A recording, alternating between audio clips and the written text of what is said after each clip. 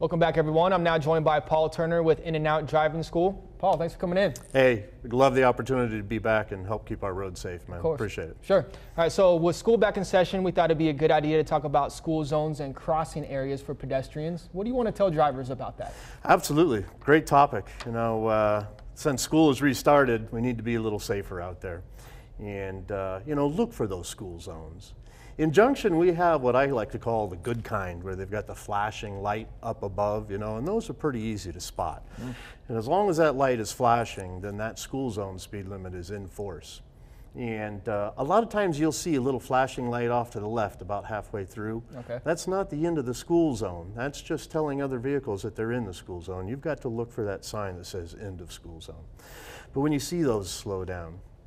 We have other types that don't have the flashing light on them either. And they're a little harder to spot. They'll just say, when children are present.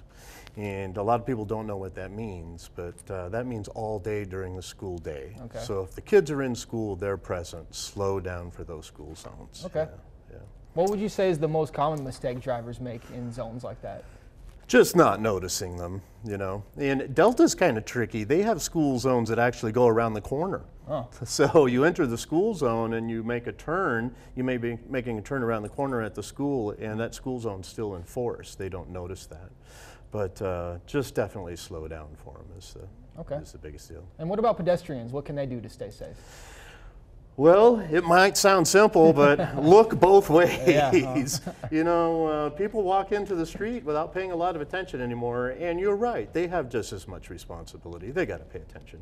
And where I see that a lot is like down by the university, where they have all those flashing lights. They love to just push the button and walk right out into the street like they think those lights are going to save their life, But and put the phone down, same as driving. Yeah, surprised how many people I've seen walk into the street just staring at the phone and create an issue. Right, run into a light pole yourself. Yeah, or walk right out into front of a car. Don't want that. Okay, so now that you're here, let's also talk about winter driving, because that snow is coming soon, unfortunately for some people.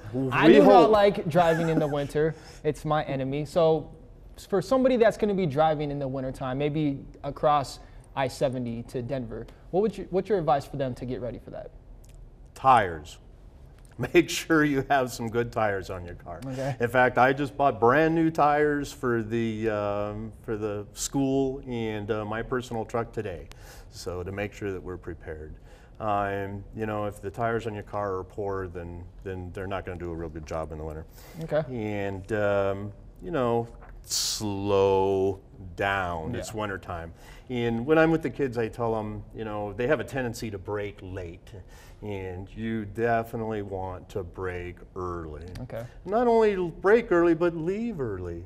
Leave yourself enough time to get there, and check the weather reports and things like that are important.